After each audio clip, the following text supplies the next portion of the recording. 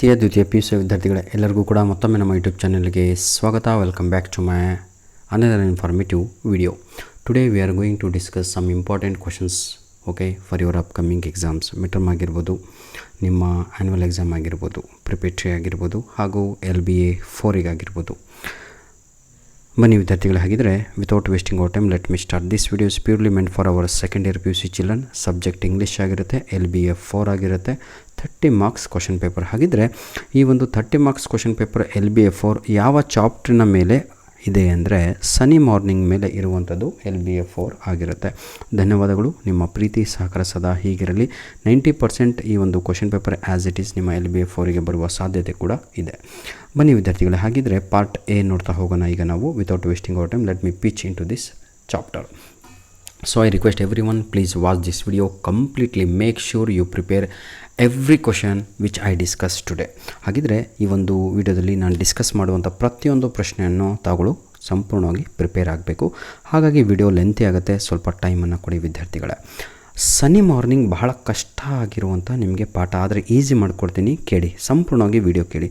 Sunny ಮಾರ್ನಿಂಗಲ್ಲಿ who scared away the birds ಅಂತ ಇದೆ. Question ಏನು ಇಷ್ಟೇ, ಹೂ ಸ್ಕೇರ್ಡ್ ಅವೇ ದಿ ಬರ್ಡ್ಸ್ ಅಂತ ಕೇಳಿದರೆ ಇಷ್ಟೇ ಆನ್ಸರು ಡೈರೆಕ್ಟಾಗಿ ಅಜ್ಜ ಅಂತ. ಅಜ್ಜನ ಹೆಸರು ಏನು ಅಂದರೆ ಡಾನ್ ಗಾನ್ಜಲೋ ಅಂತ ನೆನ್ಪಿಟ್ಕೊಳ್ಳಿ, ಆಯಿತಾ. ಹಾಗಿದ್ರೆ ಈ ಬರ್ಡ್ಸನ್ನು ಯಾರು ಫೀಡ್ ಮಾಡ್ತಾ ಇರ್ತಾರೆ ಅಂದರೆ ಬ್ರೆಡ್ ಕ್ರಮ್ಸನ್ನು ತಿನ್ನಿಸ್ತಾ ಇರ್ತಾರೆ. ಫೀಡ್ ಅಂತ ಇದೆ ನೋಡಿ, ಇಲ್ಲಿದೆ FED, fed, past tense of ಫೀಡಿಗೆ, ಆಯಿತಾ. ಯಾರು ಅಂದರೆ ಅದು ಅಜ್ಜಿ ಆಗಿರ್ತಾಳೆ, ಡಾನಲಾರಾ ಅಂತ. 70 years ಓಲ್ಡ್ ಲೇಡಿ. ಅಜ್ಜಿ ಪಾರ್ಕಲ್ಲಿ ಬ್ರೆಡ್ ಕ್ರಮ್ಸ್ಗಳನ್ನು ಯಾರಿಗೆ, ಬರ್ಡ್ಸ್ಗಳಿಗೆ ತಿನ್ನಿಸ್ತಾ ಇರ್ತಾಳೆ. ಅಜ್ಜ ಬಂದು ಏನು ಮಾಡ್ತಾನೆ ಅಂದರೆ ಅವರನ್ನು ಓಡಿಸ್ತಾನೆ. ಕ್ಲಿಯರ್.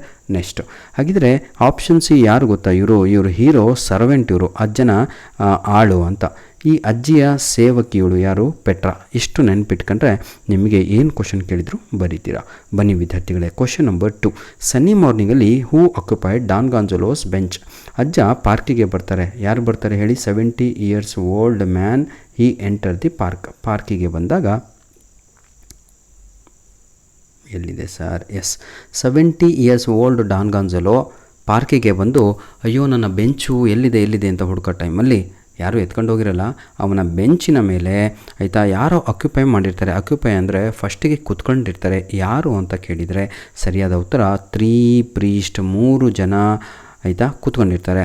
ಇವರು ಗಾರ್ಡು, ಆಯಿತಾ, ಅವ್ನು ನಿಂತ್ಕೊಂಡಿರ್ತಾನೆ ಅಲ್ಲಿ ಗೇಟ್ ಹತ್ರ. ಫಿಶರ್ ಮ್ಯಾನು ಎಲ್ಲೂ ಕೂಡ ಇಲ್ಲ ಸರ್ ಪಾಠದಲ್ಲಿ, ಇದೆ ಅಲ್ಲಿ ಬೀಚ್ ಹತ್ರ ಇರ್ತಾನವನು, ಇಲ್ಲಿ ಪಾರ್ಕಿಗೆ ಬಂದಿರಲ್ಲ.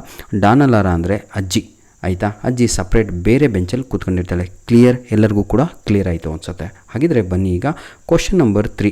Don Gonzalo used his handkerchief. ಹಾಗಿದ್ರೆ ಡಾನ್ ಗಾನ್ಜಲೋ ಅವನ ಹ್ಯಾಂಡ್ ಕರ್ಚಿಪ್ಪನ್ನು ಯೂಸ್ ಮಾಡ್ತಾನೆ ಏನನ್ನು ಕ್ಲೀನ್ ಮಾಡಲಿಕ್ಕೆ ಅಂತ. ತನ್ನ ಶೂಗಳನ್ನು ಕ್ಲೀನ್ ಮಾಡ್ತಾ ಇರ್ತಾನೆ. ಯಾರು, ಡಾನ್ ಗಾನ್ಜಲೋ ತನ್ನ ಕರ್ಚಿಪ್ಪನ್ನು ತಗೊಂಡು, ಹ್ಯಾಂಡ್ ಕರ್ಚಿಪ್ಪನ್ನು, ಆಯಿತಾ ಮಕ್ಕಳೇ, ವೆರಿ ಗುಡ್. ನೆಕ್ಸ್ಟಿಗೆ ಬನ್ನಿ question number 4. According to Dona Laura ಅಂದರೆ 70 ವರ್ಷದ ಮುದುಕಿ ಅಂತ ನೆನ್ಪಿಟ್ಕೊಳ್ಳಿ, ಯಾಕಂದರೆ ನಿಮಗೆ ಜೆಂಡರೇ ಗೊತ್ತಿರಲ್ಲ, ಆಯಿತಾ. ಅಜ್ಜಿ dash brought peace between Don Gonzalo and Dona Laura ಅಂತ. ನೋಡಿ, ಇಬ್ಬರ ನಡುವೆ ಪೀಸ್ ಅಂದರೆ ಅರ್ಥ ಆಗತ್ತಲ್ವಾ, ಶಾಂತಿಯನ್ನು ಕಾಪಾಡಿದ್ದು ಹೇಗೆ ಅಂತ ಹೇಳಿದರೆ ಎ ಪಿಂಚ್ ಆಫ್ ಸ್ನಫ್ ಅಂತ ಕರಿತೀವಿ. ಆಪ್ಷನ್ A ಅನ್ನುವಂಥದ್ದು 100% ಸರಿಯಾದ ಉತ್ತರ ಆಗಿರುತ್ತೆ. ಅರ್ಥ ಆಯ್ತಾ ಮಕ್ಕಳೇ, ವೆರಿ ಗುಡ್. ಬನ್ನಿ ಹಾಗಿದ್ರೆ ಕ್ವಶನ್ ನಂಬರ್ 5 ನೋಡ್ತಾ ಹೋಗೋಣ. Don Gonzalo told Dona Laura that he was a native of dash ಅಂತ. ಹಾಗಿದ್ರೆ ಅಜ್ಜ ಏನು ಮಾಡ್ತಾನೆ ಅಂದರೆ, ಡಾನ್ ಗಾನ್ಜಲೋ ಅಂತ ಅಜ್ಜ ಅಂದರೆ, ಆಯಿತಾ, ಅಜ್ಜಿಗೆ ಒಂದು ಮಾತನ್ನು ಹೇಳ್ತಾನೆ.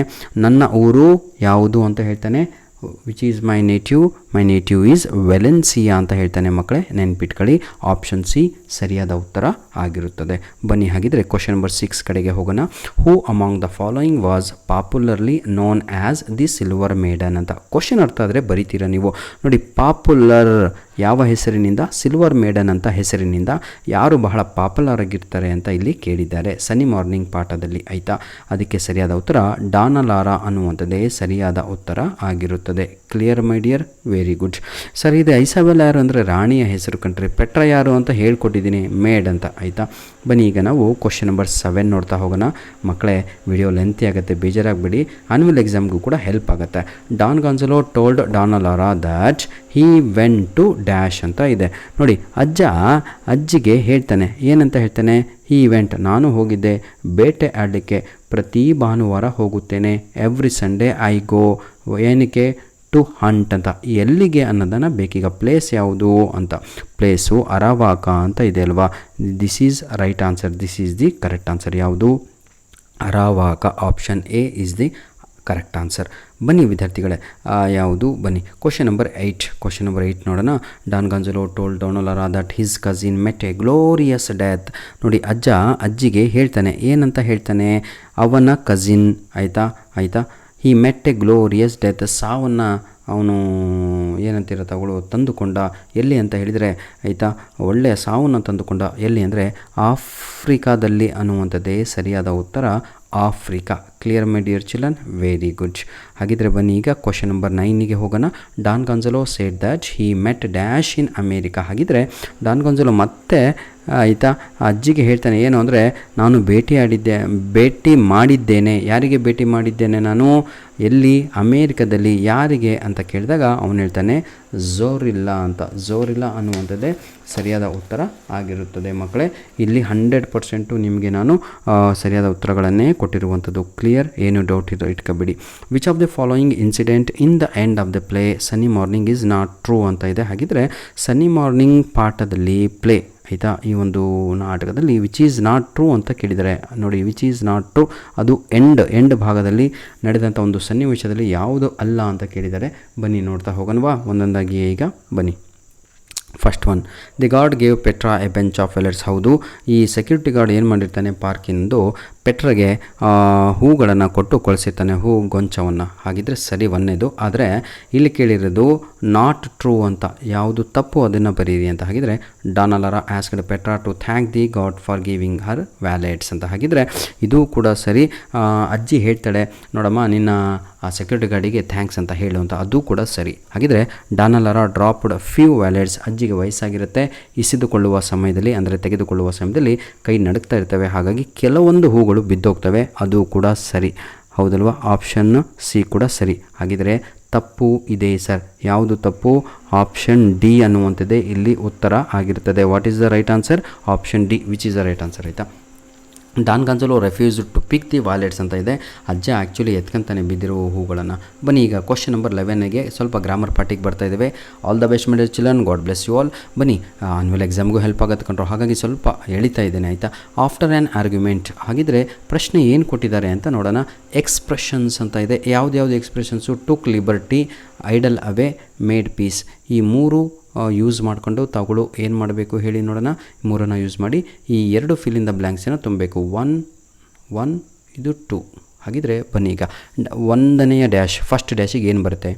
After an argument with his best friend Rahul decided. Rahul ಏನು ಮಾಡ್ತಾನೆ, ಅವನ ಬೆಸ್ಟ್ ಫ್ರೆಂಡ್ ಜೊತೆ ಆರ್ಗ್ಯುಮೆಂಟ್ ಮಾಡ್ತಾನೆ, ಜಗಳ. ಡಿಸೈಡೆಡ್ ಟು ಡ್ಯಾಶಿಗೆ ಟುಕ್ ಲಿಬರ್ಟಿ ಬರುತ್ತೋ, ಐಡಲ್ ಅವೇ ಬರುತ್ತೋ, ಮೇಡ್ ಪೀಸ್ ಬರುತ್ತೋ ಅಂತ. ಹೌದಲ್ವಾ? ಈಗ ನೀವು ನನಗೆ ಉತ್ತರವನ್ನು ಕೊಡಬೇಕು ಮಕ್ಕಳೇ. ಯಾಕೆ ಗೊತ್ತಾ, ಸ್ವಲ್ಪ ಯೋಚನೆ ಮಾಡಬೇಕು. ಯೋಚನೆ ಮಾಡಲಿಲ್ಲ ಅಂದರೆ ಏನು ಕೂಡ ಬರಲ್ಲ. ಹಾಗಿದ್ರೆ ಅವನೇನು ಮಾಡ್ತಾನೆ ಅಂತ ಹೇಳಿದರೆ, ಯೋಚನೆ ಮಾಡ್ತಾನೆ. He decided to made peace between them ಅಂತ. ನಮ್ಮ ಇಬ್ಬರ ನಡುವೆ ಶಾಂತಿಯನ್ನು ಕಾಪಾಡಿಕೊಳ್ಳೋಕ್ಕೆ ಅವನು ಡಿಸೈಡನ್ನು ಮಾಡ್ತಾನೆ. ಹಾಗಿದ್ರೆ ಸರಿಯಾದ ಉತ್ತರ ಏನು? ಮೇಡ್ ಪೀಸ್ ಅಂತ. ಆಯಿತಾ. Next, he then dash of inviting him ಅಂತ ಇದೆ. ಹೀ ದೆನ್ ಟುಕ್ ಲಿಬರ್ಟಿ ಅಂತ. ಆಯಿತಾ. ಟುಕ್ ಲಿಬರ್ಟಿ ಅಂದರೆ ಅರ್ಥವೇನು ಅಂದರೆ ಹೆಲ್ಪ್ಫುಲ್ ಆ್ಯಕ್ಷನ್ ಅಂತ. ಅವನೇ ಡಿಸೈಡ್ ಮಾಡ್ಕೊತಾನೆ, ನಾವು ದೂರ ಆಗಬಾರ್ದು ಅಂತ ಹೇಳಿಬಿಟ್ಟು ಹಿ ಟುಕ್ ಲಿಬರ್ಟಿ, ಆಯಿತಾ, ಟೇಕ್ ಆ್ಯಕ್ಷನನ್ನು ತಗೊಂಡು he invited him for dinner. ಇವತ್ತು ಡಿನ್ನರಿಗೆ ಬಾರ ನಮ್ಮ ಮನೆಗೆ ಅಂತ ಹೇಳ್ಬಿಡ್ತಾನೆ. ಏನಕ್ಕೆ? To settle the matter. ಹಾಗಿದ್ರೆ first answer made peace, second answer took liberty. ಧನ್ಯವಾದಗಳು ವಿದ್ಯಾರ್ಥಿಗಳೇ. ಕ್ವಶನ್ ನಂಬರ್ 2 ನೋಡ್ತಾ ಹೋಗೋಣ, ಆಯಿತಾ. ಕ್ವಶನ್ ನಂಬರ್ 2ನಲ್ಲಿ ಈಗ 3 ಇದ್ದಾವೆ, ಅದರಲ್ಲಿ 2 ಡ್ಯಾಶ್ಗಳನ್ನು ನೀವು ತುಂಬಬೇಕು. Instead of dash his time on the phone ಅಂತ ಇದೆ. ನೋಡಿ, instead of dash his time on the ಫೋನಿನಲ್ಲಿ ಕಾಲ ಕಳೆಯುವುದಕ್ಕಿಂತ ಅನ್ನಲಿಕ್ಕೆ ಏನಂತೀವಿ? ಐಡ್ಲಿಂಗ್ ಅವೇ. ಇದೇ 1ನೇಯ ಆನ್ಸರ್ ಆಗುತ್ತೆ, ಐಡ್ಲಿಂಗ್ ಅವೇ ಅಂತ. ಆಯಿತಾ. ಐಡ್ಲಿಂಗ್ ಅವೇ ಅಂದರೆ ನಿಮ್ಗೆ ಗೊತ್ತಾಗಲ್ಲ ಅಂದರೆ ವೇಸ್ಟಿಂಗ್ ಟೈಮ್ ಅಂತ. Instead of wasting his time on his mobile phone Rohan decided to revise a poem that he already ಹೇಳಿ ನೋಡೋಣ, ನ್ಯೂ ಬೈ ಹಾರ್ಟ್ ಅಂತ. ಆಲ್ರೆಡಿ ಅವನು ಅದನ್ನು ಕಲ್ತಿರ್ತಾನೆ ಅಂಥದ್ದಕ್ಕೆ ಅಂತ ನ್ಯೂ ಬೈ ಹಾರ್ಟ್ ಅನ್ನುವಂಥದ್ದು ಸೆಕೆಂಡ್ ಆನ್ಸರ್ ಆಗಿರುತ್ತೆ. ಬನ್ನಿ ವಿದ್ಯಾರ್ಥಿಗಳೇ, ಕ್ವಶನ್ ನಂಬರ್ 3 ನೋಡ್ತಾ ಹೋಗೋಣ. Question number 3 very very very very easy. The heavy rains dash ಅಂತ ಇದೆ. ಇಲ್ಲೂ ಕೂಡ ಅಷ್ಟೇ 3 ಇದ್ದಾವೆ, 2 ಡ್ಯಾಶಸ್ಗಳು. ಹಾಗಿದ್ರೆ ಬನ್ನಿ, ದಿ ಹೆವಿ ರೈನ್ ಡ್ಯಾಶ್ ಅಂತ ಇದೆ, ಪ್ಲೇಡ್ ಹ್ಯಾವಾಕ್ ಅಂತ, ಅಂದರೆ ಎಲ್ಲ ಡೆಸ್ಟ್ರಾಯ್ ಮಾಡಿಬಿಡ್ತು ಅಂತ, ಡಿಸ್ಟ್ರಕ್ಷನ್ ಅಂತ, ಗ್ರೇಟ್ ಡ್ಯಾಮೇಜ್. ಇಲ್ಲಿ ರೋಡ್ಗಳ ಮೇಲೆ so many families had to dash ಅಂತ ಇದೆ. ನಿಯರ್ ಬೈ ಅಂದರೆ ಬೇರೆ ಉಳಿದ ಎಲ್ಲ ಫ್ಯಾಮಿಲಿಗಳು ಬಂದು ದೇ ಟುಕ್ ಶೆಲ್ಟರ್ ಅಂತ, ದೇ ಟೇಕ್ ಶೆಲ್ಟರ್, ಇದು ಸರಿಯಾದ ಉತ್ತರ. They had to take refuge ಅಂತ, ರೆಫ್ಯೂಜ್ ಅಂದ್ರೇ ಶೆಲ್ಟರ್ ಅಂತ, ಆಯಿತಾ. ಹಾಗಿದ್ರೆ ಇದು ಯೂಸ್ ಮಾಡೋ ಅವಶ್ಯಕತೆ ಇಲ್ಲ, ಇದು 1 ಆಗುತ್ತೆ, ಆಯಿತಾ. This one is 2. ನೆಕ್ಸ್ಟ್ ಹಾಗಿದ್ರೆ ಈಗ ಮತ್ತೆ ಲಿಟ್ರೇಚರ್ ಪಾರ್ಟಿಗೆ ಬರೋಣ ಮಕ್ಕಳೇ. ಪಾರ್ಟ್ ಬಿ ನಲ್ಲಿದ್ದೀವಿ. Each question carries how many marks my dear children? 2 marks. Any 2 ಅಂತ ಕೊಟ್ಟಿದ್ದಾರೆ. 3 questions are there, don't worry. 3 ಕೂಡ ಈಸಿ ಇದ್ದಾವೆ. Mention the 2 things that Dona Laura, ಹೌದಲ್ವಾ, ಆಟ್ ನೋಡಿ to be doing at home ಅಂತ. ಹಾಗಿದ್ರೆ ಅಜ್ಜಿ ಮನೆಯಲ್ಲಿ ಕೂತ್ಕೊಂಡು ಏನೆಲ್ಲ ಮಾಡ್ಬೋದು ಅಜ್ಜನ ಪ್ರಕಾರ ಅಂತ. ಅಜ್ಜನ ಪ್ರಕಾರ ಅಜ್ಜ ಏನಂತ ಡೈಲಾಗ್ ಹೊಡಿತಾನೆ ಗೊತ್ತಾ? ಏ ಅಜ್ಜಿ, ಈ ವಯಸ್ಸಲ್ಲಿ ಪಾರ್ಕಿಗೆ ಬಂದಿದೆಯಾ? ಥೂ ನಿನ್ನ, ಎಲ್ಲಿ ಕೂತ್ಕೋಬೇಕು? ಮನೆಯಲ್ಲಿದ್ದುಬಿಟ್ಟು ಮಂಚದ ಮೇಲೆ ಕೂತ್ಕೊಂಡ್ಬಿಟ್ಟು ಏನು ಮಾಡಬೇಕು? ಮಣಿಗಳನ್ನು ನೀನು ಎಣಿಸ್ಬೇಕಾಗಿತ್ತು, ಆ ವಯಸ್ಸು ಅಂತ. ಅದನ್ನೇ ಇಂಗ್ಲೀಷಲ್ಲಿ ಬರೀಬೇಕು. ಏನಂತ ಬರೀಬೇಕು? ಈಗ ನಾನು ಬರೀತೀನಿ ನೋಡಿ. ಕ್ವಶನ್ ನಂಬರ್ 12ಗೆ ಆನ್ಸರು 2 ಇದ್ದಾವೆ. ಒಂದು ನಿಟ್ಟಿಂಗ್ ಅಂತ, KNITTING ಅಂತ, ಶಟ್ರು ಇದು ಮಾಡ್ತಾರಲ್ವ ಅದು. ನಂತರದಲ್ಲಿ ಕೌಂಟಿಂಗ್ ಅಂತ, ಇನ್ನೊಂದೇನು ಆ್ಯಂಡ್ ಕೌಂಟಿಂಗ್ ದಿ ಬೀಡ್ಸ್ ಅಂತ, BEADS, ಆಯಿತಾ ಮಕ್ಕಳೇ. ಅಂದರೆ ಮಣಿಗಳನ್ನು ಜಪ ಮಾಡ್ಕೊಂಡು ಕೂತ್ಕೊಳ್ಳೋ ವಯಸ್ಸಲ್ಲಿ ಪಾರ್ಕಿಗೆ ಬಂದಿದೆಯಾ ಅಂತ ಬೈತಾನೆ. ಇದೇ ಆನ್ಸರಪ್ಪ. ಕ್ವಶನ್ ನಂಬರ್ 13 ನೋಡೋಣ. What is the name of villa? ನೋಡಿ, ಅದರ ನೇಮ್ ಕೇಳಿದ್ದಾರೆ ಅಷ್ಟೇ, ಭಾಳ ಈಸಿ. ಎಲ್ಲಿದೆ? ವೆಲೆನ್ಸಿಯಾ ಪಕ್ಕದಲ್ಲಿದ್ದಂಥ ವಿಲ್ಲದ ಹೆಸರೇನು ಅಂತ ಇದೆ. ಫಸ್ಟ್ ಕ್ವಶನಿಗೆ ಅದನ್ನು ಆನ್ಸರ್ ಬರೆದು ಬಿಡೋಣ. ಅದರ ಹೆಸರೇನು ಅಂದರೆ ಮ್ಯಾರಿಸೆಲ್ಲಾ ಅಂತ, MARICELA. Clear all of you? ಇದು ಉತ್ತರ. Next, who lived in it ಅಂತದೆ, ಯಾರು ಅದರಲ್ಲಿ ವಾಸವಾಗಿದ್ದರು ಅಂತ. ಎಷ್ಟು ಕ್ಲಿಯರಾಗಿ ಕೇಳಿದ್ದಾರೆ ನೋಡಿ. ಯಾರು ವಾಸವಾಗಿದ್ದರು ಅಂದರೆ ಲಾರಾ, LAURA, ಆಯಿತಾ. ತಾಳ್ರಪ್ಪ, ಮತ್ತು ನೀವು ಸ್ಪೆಲ್ಲಿಂಗು ಹಾಗೆ ಬರ್ಕೊಂಬಿಡ್ತೀರಾ. LAURA ಕಾಣ್ತಾ ಇದೆ ಅಲ್ವೇನ್ರಿ, ಆಯಿತಾ. ಲಾರೆಂಟ್ ಅಂತ, LLORENTE,